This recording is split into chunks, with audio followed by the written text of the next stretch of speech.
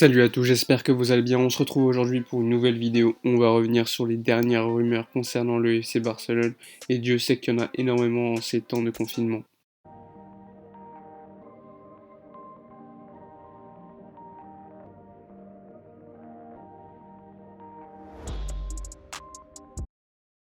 Tout d'abord, concernant le dossier Arthur Melo, on le sait depuis quelques semaines, on entend de plus en plus de rumeurs concernant un départ d'Arthur Melo vers la Juventus de Turin ou encore l'Inter de Milan. Et c'est pas un hasard puisque le FC Barcelone l'avait bien mis sur le marché. Ce que je trouve comme étant une aberration puisqu'Arthur Melo est le futur du club, surtout qu'il a été très bon en début de saison lorsqu'il a joué avec un peu plus de régularité et sans blessure. Bon, a priori, les rumeurs de son possible départ vers la Juventus de Turin lui ont pas plu. C'est donc un long message qu'il a posté, un genre de communiqué de presse, où il dit que chaque jour il se sent mieux à Barcelone, dans la ville ou dans l'équipe, qu'il aime la culture, les gens de Barcelone, et sans le support du public. Il dit que c'est là qu'il a toujours voulu être, et qu'il veut être encore aujourd'hui. Il précise également qu'il y a toujours de la spéculation, mais son idée est claire, la seule option qui l'intéresse, c'est de rester au Barça. L'intérêt supposé des grands clubs comme la Juventus de Turin ou encore l'Inter de Milan, c'est flatteur et un signe positif de son travail, mais lui veut jouer pour le Barça encore pour de nombreuses années. Personnellement, je suis très content qu'Arthur Melo parle publiquement et montre sa volonté de rester au club. À mon avis, ce message, il est clairement destiné à la direction du club qui l'a mis sur le marché.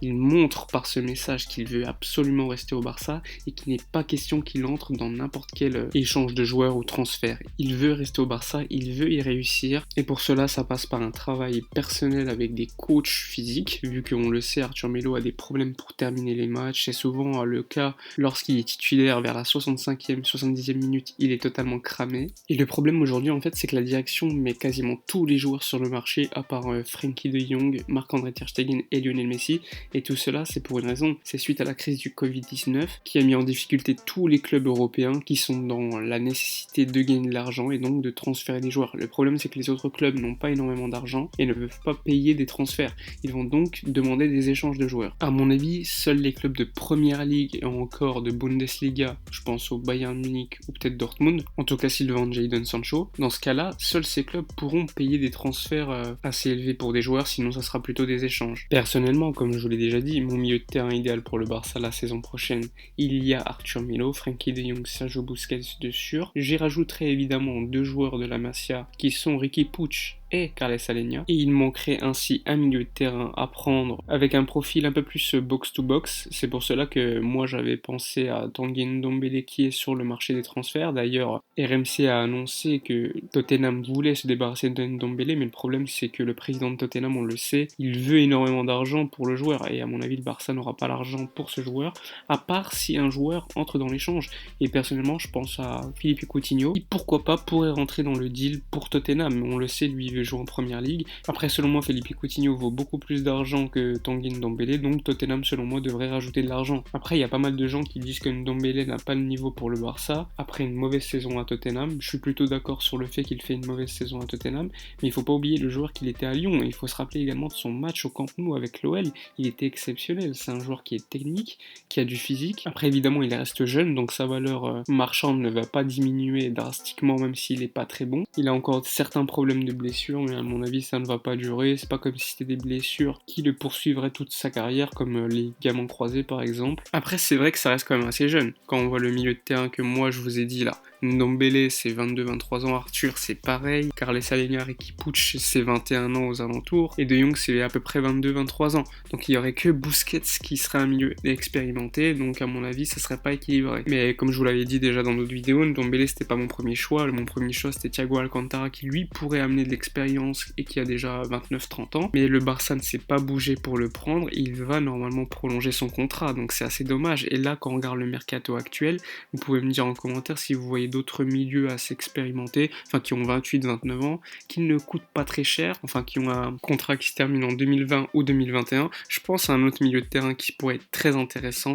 mais ça serait infaisable selon moi, c'est Paul Pogba. On le sait avec son agent Mino Raiola qui réclame pas mal de primes à la signature, un gros salaire, et à mon avis United quand même va demander pour sa dernière saison au moins 50-60 millions d'euros, et je sais pas si le Barça serait disposé à mettre autant d'argent, sauf si, comme je vous l'ai dit, Philippe Coutinho entre dans le deal. Après, Après, à mon avis, Coutinho, comme il a joué à Liverpool, qui est donc un rival direct de Manchester United, je sais pas s'il aurait le courage d'aller jouer à United alors qu'il était à Liverpool. Dans ce milieu de terrain, comme je vous l'ai dit, il n'y a pas Arturo Vidal, puisqu'en plus Arturo Vidal intéresse pas mal de clubs, que ce soit l'Inter de Milan, ou encore Newcastle et l'Inter de Miami, qui est un club de MLS fondé par David Beckham. Newcastle pourrait être très intéressant pour Arturo Vidal, mais on sait qu'Arturo Vidal, lui, veut gagner la Ligue des Champions. Même si on lui offre un gros salaire, je ne sais pas s'il aura envie de jouer à Newcastle, qui est en train de se faire racheter par un prince saoudien, et donc qui serait disposé à acheter pas mal de grands joueurs, surtout que l'UEFA leur permet, puisque quand un nouveau propriétaire achète un club, il a pendant 3 ans le pouvoir d'acheter tous les joueurs qu'il veut sans que le fair play financier puisse lui dire quelque chose. De toute façon, le fair play financier a été suspendu pendant cette période de crise. Plus avec la période de crise, tous les joueurs vont valoir un peu moins cher. Donc pourquoi pas Newcastle qui achèterait pas mal de joueurs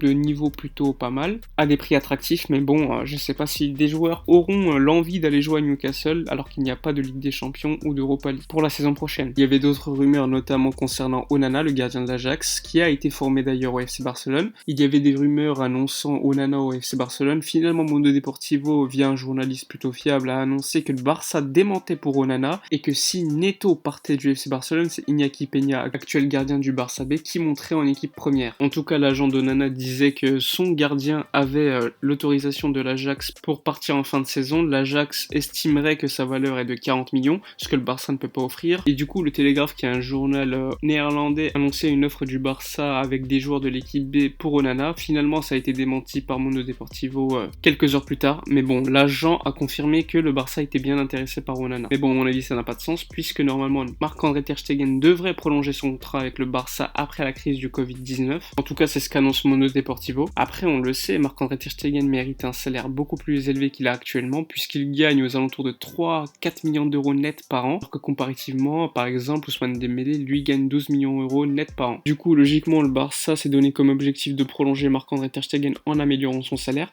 mais comme le club ne connaît pas encore les conséquences de la crise actuelle, ils attendent la fin pour estimer les pertes et donc offrir un nouveau contrat à Marc-André Ter Stegen, qui lui serait donc plutôt favorable à une prolongation de contrat. Après, Ter Stegen, faut pas oublier que c'est un gardien qui est très compétiteur. Il veut, tout comme Messi, une équipe compétitive que la direction doit donc lui offrir, et donc un projet très intéressant. Mais à mon avis, ça ne devrait pas poser de problème pour le Barça de prolonger Marc-André Ter Stegen. Concernant un autre dossier, celui de Lautaro Martinez, hier, il y a Gianluca Di Marzio, le journaliste de Sky en Italie, qui est plutôt fiable lorsqu'il évoque des dossiers italiens.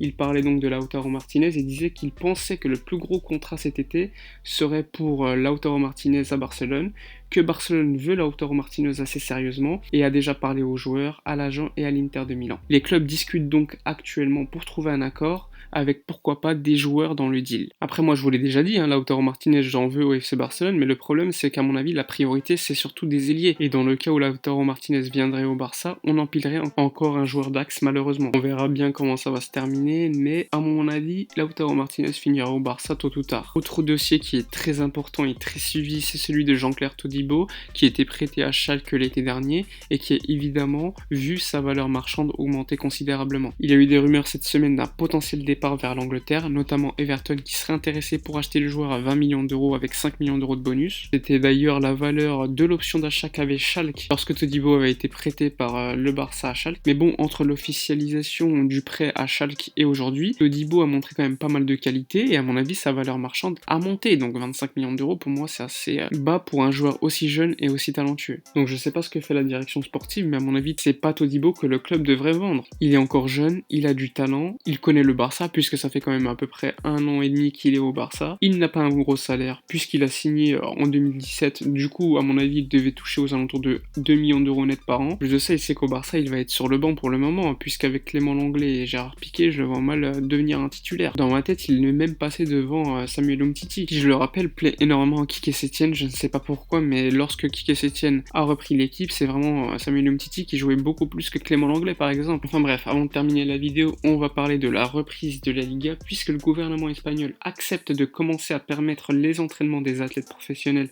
individuellement à partir du 4 mai, c'est-à-dire qu'à partir de lundi prochain, les joueurs du Barça pourront s'entraîner de nouveau au sein des installations sportives du FC Barcelone, un peu comme les joueurs du Bayern Munich actuellement. L'objectif c'est que le 26 mai, les entraînements puissent être en groupe et qu'en début juin, toute l'équipe puisse s'entraîner ensemble. L'objectif final serait de reprendre la Liga aux alentours de la mi-juin, en tout cas c'est ce qu'a annoncé Javier Tebas hier soir. Il se dit d'ailleurs très confiant pour la reprise du championnat, même si la Ligue 1 a été stoppée par le gouvernement français. Il estime d'ailleurs que la Bundesliga va reprendre, donc la Liga devrait également reprendre. Évidemment, il y a la justification économique, puisque si la Liga ne reprend pas, le championnat espagnol perdrait aux alentours d'1 milliard d'euros, et s'il le reprend à huis clos, ce serait aux alentours de 300 millions d'euros. Donc on verra bien comment ça va se passer d'ici là, mais ça fait quand même plaisir de savoir que les joueurs vont pouvoir s'entraîner de nouveau. Après, le plus important, comme je l'ai déjà dit, c'est leur sécurité, et si la sécurité ne peut pas être garantie, il faudra stopper le championnat de manière définitive, comme le championnat français. Enfin bref, c'est la fin de la vidéo, j'espère qu'elle vous a plu, n'hésitez pas à vous abonner à la chaîne si ce n'est pas fait, de liker, de commenter, de partager la vidéo.